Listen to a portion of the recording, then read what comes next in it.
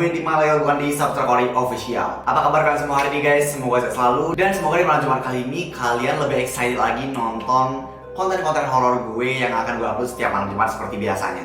Nah, spesial malam Jumat kali ini gue gak bakal upload story time, tapi gue bakal membahas tentang 8 hantu terseram di Jepang. Jadi mungkin buat kalian semua pecinta negara Jepang, ataupun suka hal-hal yang berbau Jepang, ataupun kalian wibu, mungkin kalian juga harus tahu tentang hantu-hantu ini. Apalagi buat kalian mungkin pengen traveling ke Jepang supaya pas nemu hantu ini tahu harus menanggapinya seperti apa gitu ya. Nah, jadi di sini kita bakal bahas tentang 8 hantu terseram yang ada di Jepang.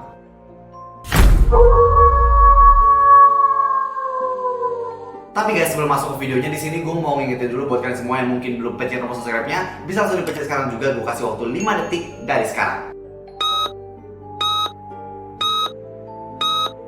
Oke guys, thank you banget buat kalian semua udah mau pencet tombol subscribe-nya. Dan sekarang langsung ya kita bakal masuk ke pembahasan tentang 8 hantu terseram di Jepang.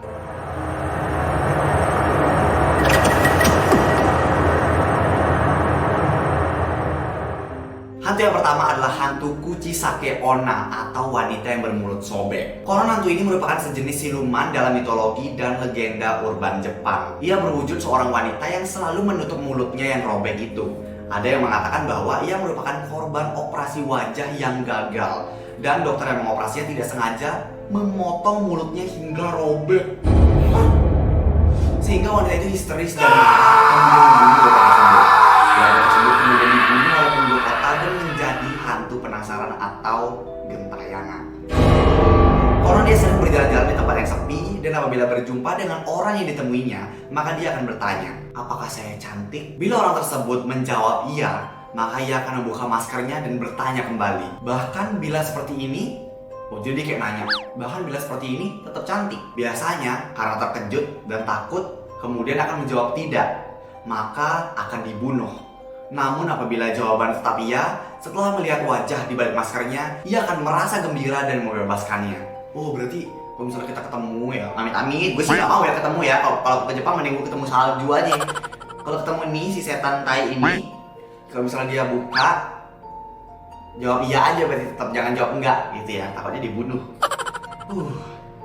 Tapi ada pula yang mengatakan walaupun melakukan itu, ia akan diikuti sampai ke rumah, lalu akan dibunuh di depan pintu rumah si korban. Sama. Apabila korbannya adalah wanita, maka akan dirobek juga mulutnya hingga serupa dengannya. Sedangkan bila korbannya anak-anak, maka akan dimakan. Serem juga sih ya si Kuchisake Onna ini. Aduh, nggak cuma mulutnya sobek, hatinya juga sobek. Tapi gara-gara kesalahan dokternya sih ya. Oke, next hantu yang kedua.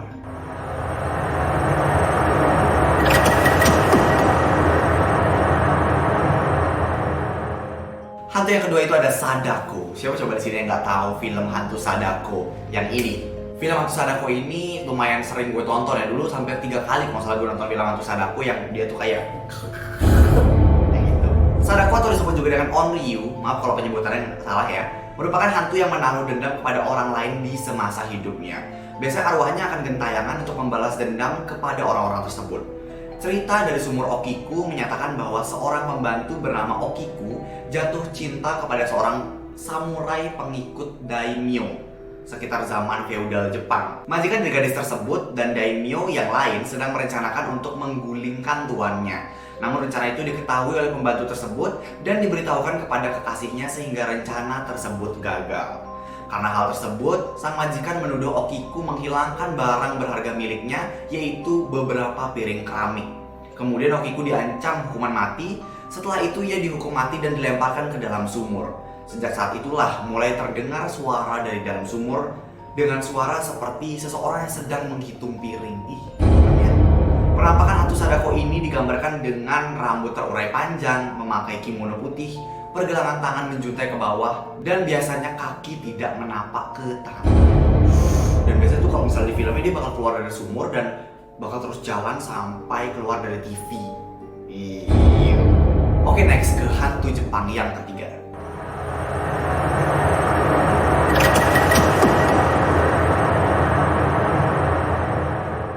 Hantu Jepang yang ketiga adalah Rokurokubi, hantu Jepang leher panjang. Oke, gue tahu nih hantu Jepang leher panjang nih kayak nada kayak jerapah gitu ya. Rokurokubi adalah yokai atau makhluk dan fenomena supranatural yang aneh dari cerita rakyat Jepang. Dalam cerita rakyat Jepang, pada siang hari mereka tampak seperti manusia biasa, tetapi di malam hari mereka memperoleh kekuatan untuk memanjangkan leher mereka. Wah, ini berarti sama kayak Lea ya kalau misalnya di Bali ya. Mereka juga mampu mengubah wajahnya menyerupai oni atau raksasa yang menyeramkan supaya lebih menakutkan. Menurut cerita rakyat, pada mulanya Rokurokubi adalah manusia biasa yang kemudian menanggung hasil karma karena melanggar berbagai ajaran agama Buddha. Biasanya sifat Rokurokubi tersebut menyeramkan, memakan manusia atau meminum darah manusia. Daripada hanya sekedar menakut-nakuti mereka, mending dia kayak makan darah, makan manusia gitu. Rokurokubi seperti itu biasanya memiliki makanan kegemaran. Misalnya manusia pria dewasa atau orang yang melanggar ajaran agama Buddha.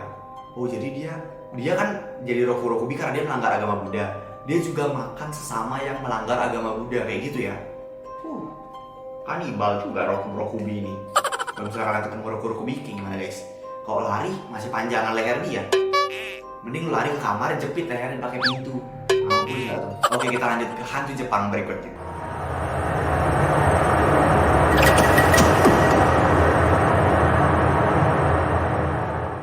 Hantu Jepang yang keempat adalah Nukekubi. Nukekubi merupakan siluman yang berasal dari Jepang.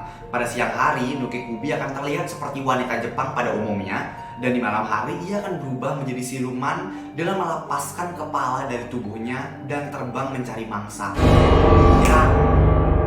Kuya ayang, Nekekubi.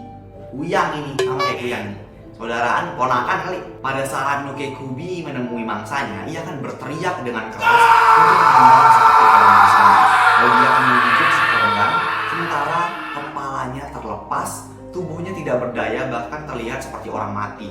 Oh, jadi waktu kepalanya mencari mangsa, tubuhnya itu bakal diem kayak orang mati gitu ya. Jikalau kepalanya tidak dapat menemui tubuhnya hingga matahari terbit, maka Nukekubi akan mati. Berarti dia tuh kalau misalnya nggak bisa nemuin tubuhnya lagi setelah nyari mangsa, dia bakal mati dan nggak bisa mencari mangsa lagi di malam berikutnya. Berarti kalau misalnya lu pada nemuin kayak gitu, cari tubuhnya, terus bakar kali tubuhnya tuh ya. Keren juga nih konsep hantu ini. Gue penasaran apakah ini beneran dari Jepang atau cuma kisah fiktif belaka ya. Menurut kalian kayak gimana guys? Komen di bawah. Oke, kita lanjut ke hantu berikutnya.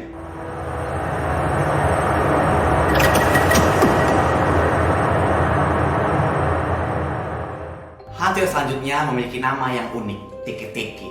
Untung bukan TikTok ya.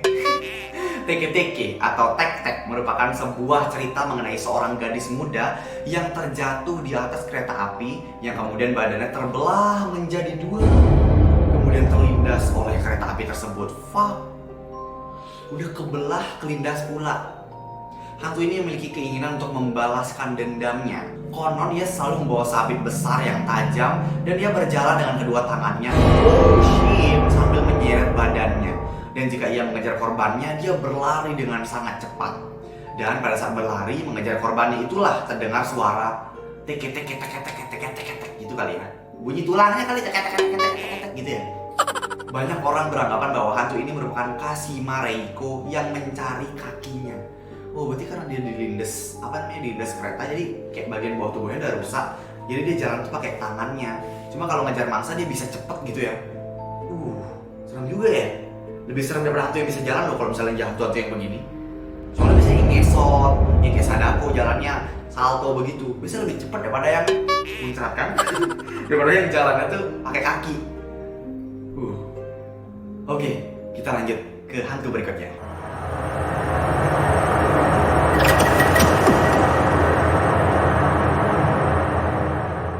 Hantu keenam yaitu Yurei. Yurei adalah hantu terseram di Jepang yang digambarkan sebagai sosok menyeramkan berambut panjang dan berjubah putih.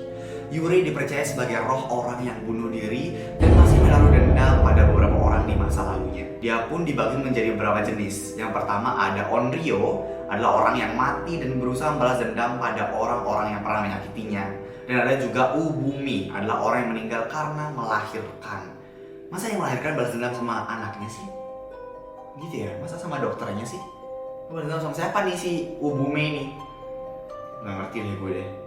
Yurei ini salah satu setan yang mungkin belum pernah gue temuin si Yurei ini ya. kayak gimana dia bentuknya. Oke, next.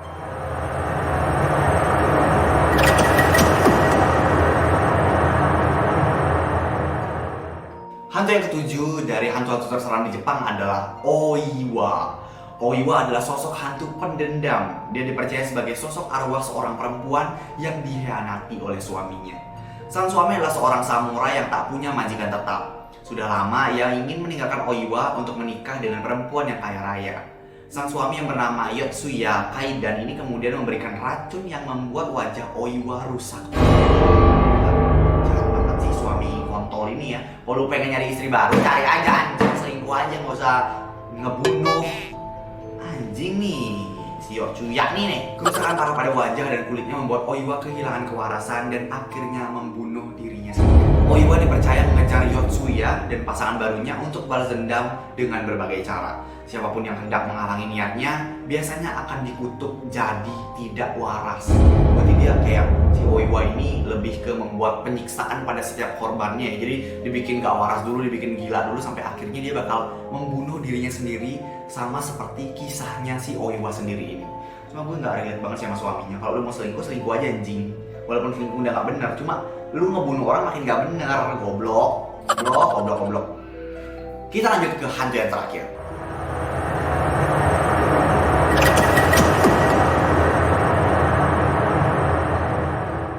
Hantu yang terakhir sekaligus penutup video hantu-hantu terseram di Jepang ini adalah hantu Uji no Hashihime. Untung bukan Ujina nasional ya.